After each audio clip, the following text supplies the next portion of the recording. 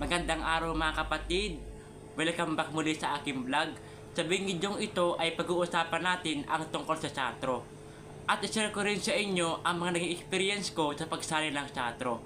Na kung saan isa ito sa challenge ko sa pagsali ng teatro.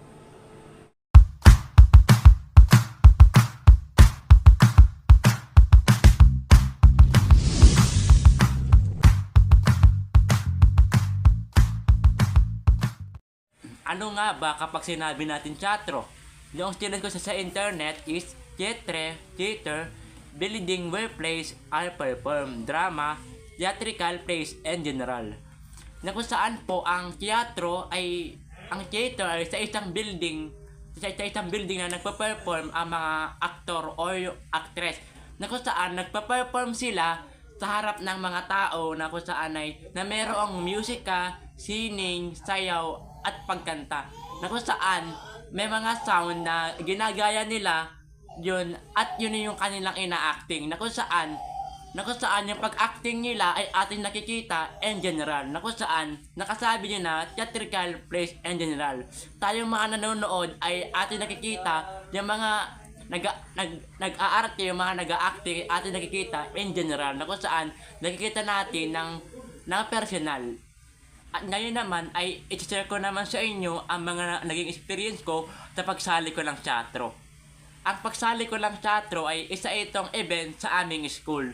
Na kung saan sa aming school ay merong activities o gawain na kung saan merong teatro na ginaganap.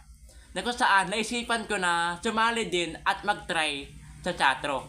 Sa aming school ay may event na tinatawag na Theater and Visual Art Guild or TVAG. Na kung saan nakapaloob dito yung mga nagme-make up sa mga performers at mga gumagawa ng mga props. At kasama na rin dito yung theater o yung pag-acting na isa na aking nasalihan. Na kung saan na mas kilala bilang Teatro Maria. Noong una ay nagdalawang isip pa ako na masali ako. Buti na lang meron ako isang kaklase na nagsabi sa akin na bakit hindi mo i-try na sumali sa teatro? Kasi yung kaklase ko na yun ay may experience na sa pagsali ng teatro. Kaya pagkalipat ng mga ilang oras sa aking pag-iisip ay naisipan ko na sumali na nga sa pagsali ng teatro. Yan. Pagkalipat ng mga ilang araw, mayroong events sa aming school na kung saan may nag-announce na meron ng workshop. Na kung saan ang ibig sabihin ng workshop ay isa itong pag-practice o kung saan ay nagpa-practice ng pag-acting sa isang building. Na kung saan buwan yun ng January, na kung saan yung hindi ko natanda kung anong date, basta January siya. Noong January, araw sa ng Sabado, na kung saan ay yun yung unang practice namin, yun yung unang workshop namin. Na kung saan yung workshop ay meron kaming binabayaran. Na kung saan ay ang pakatanda ko ay binabayaran namin yung workshop yun ng 1-2. Na kung saan hindi ko naman sa agad binayaran kasi ang mahal 1-2. Sa unang araw ng aming workshop ay meron sa amin nagtuturo. At meron din kaming director. Na kung saan yung director namin siya yung nagtuturo sa amin ng aming gagawin at tinuturuan niya kami kung paano umakting o kung anong gagawin namin sa aming ginagawa sa aming role. Na kung saan, sa unang araw ng aming workshop, ay doon ko naranasan yung aking kaba. Dahil yung bawat mga kasali doon, yung bawat kasali sa performer o bawat performer ay kailangan umakting. Na kung saan ay nag-iisa akong umaacting. Na kung saan ay doon nagkaroon ako ng kaba. Pero hindi ko inisip yun. Hindi ko inisip yung pagkaba. Na kung saan ay ginawa ko yung best ko, ginawa ko yung pag-acting ko. Na kung saan yung pag-acting na yun ay workshop pa lang yun. Na kung saan ay ipinapakita sa amin ng director na kung kaya ba namin na umakting na kung saan ay nagpa-practice kami kung paano kami umaacting. Sa aming pang workshop ay may pinapagawa sa amin ng aming director na kung saan grupo kami, bawat grupo ay may mga activities na kung saan lahat ng mga grupo na may mga activities ay aming ginagawa. na kung saan kung ano ang pinapagawa sa amin ng director na kami ay magkakagrupo ay aming ginagawa. Na kung saan yung aming ginagawa ay yun ay creative. Creative dapat yung aming ginagawa. Na kung saan medyo medyo mahirap tapos yung aming ginagawa sa aming activities, yung aming nagpa-perform sa mga kapwa naming performer ay dapat naming ipakita ng maayos. Na kung saan kung sino yung pinakamagandang nagpa-perform, kung sino yung magandang nakapag-present ng aming activities, yun yung pinipili ng aming director. Kumbaga, ipinipili ng director namin kung sino yung mas maganda. Pagkalipat ng mga linggo, buwan, ay nagbigay na sa amin ng aming director ng aming gagawin. Nagbigay na din sa amin ng mga role. Nalaman na rin namin kung ano ang aming show na aming ipapalabas. Na kung saan, meron kaming 2 show. Na kung saan yung unang show ay tungkol sa pag-ibig.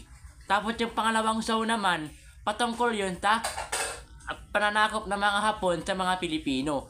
Na kung saan, pinapakita ng mga Pilipino na kanilang ipinaglalaban ng kanilang kalayaan upang kalabanin ang mga Hapon.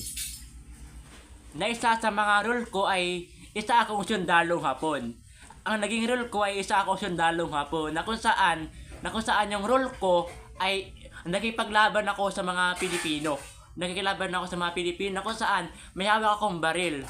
Tapos nakakostume ako ng sundalong Hapon.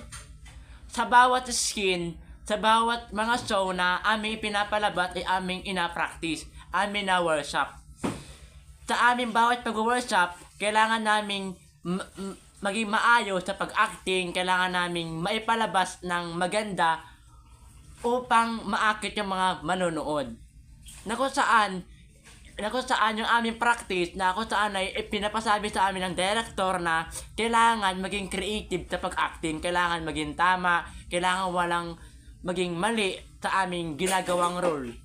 Na kung saan yung aking role ay ako sundalong Hapon na kailangan matapang ako, kailangan masikas ang katawan, na kailangan galit sa pag-acting. Ang aming workshop ay tumagal ng ilang buwan. Habang papalapit na yung aming show ay nagre-rehearsal kami. Sa aming rehearsal, dahil sa papalapit na aming show, ay nag-rehearsal kami na kung saan ito itong practice na umabot na ng gabi. 2 araw bago ang aming show ay nag-rehearsal kami na umabot ang gabi. Na para umabot ayun ng 7 PM. Parang umabot pa nga ng 8 PM na kung saan piniprepare na namin, na kung saan ay amin ang niyahanda ang aming perform bago dumating yung aming show. Naaminin ko na nagkaroon ako ng pagod, pero yung pagod na yun ay aking inaalis. Na kung saan yung pagod na yun ay aking inaalis na meron akong enjoy, na para lang na yung aking ginagawa ay aking na-enjoy sa kabila ng aking pagod. At sa kabila ng mga ilang buwang practice, mga ilang buwang workshop, ay sa kabila ng aking pagod ay hindi ko iniisip, kundi yung aking ginagawa ay aking ine-enjoy. At ito na rin yung araw na pinaghihintay ko, pinaki-excited ko na dumating na yung araw ng aming show. Ito na yung araw na kami ay nakaperform na sa maraming mga tao. Na kung saan kapwa estudyante ay nanonood. Na kung saan masarap sa pakiramdam na makaperform ka sa maraming tao. Na kung saan dumating na yung araw na magpa-perform na kami. Sa kabila ng aming mga pinagdaanan, sa kabila ng mga pagod at pagsubok na pinagdaanan sa pagpa-practice o pag-workshop ay naging masaya dahil naging excited na magpa-perform na sa maraming tao. Ang aming show ay nagtagal ng 2 araw. Sa unang araw ng aming show ay 2 show ang amin na ipalabas, sa umaga at sa hapon. Dahil sa gabi ay hindi mo natuloy.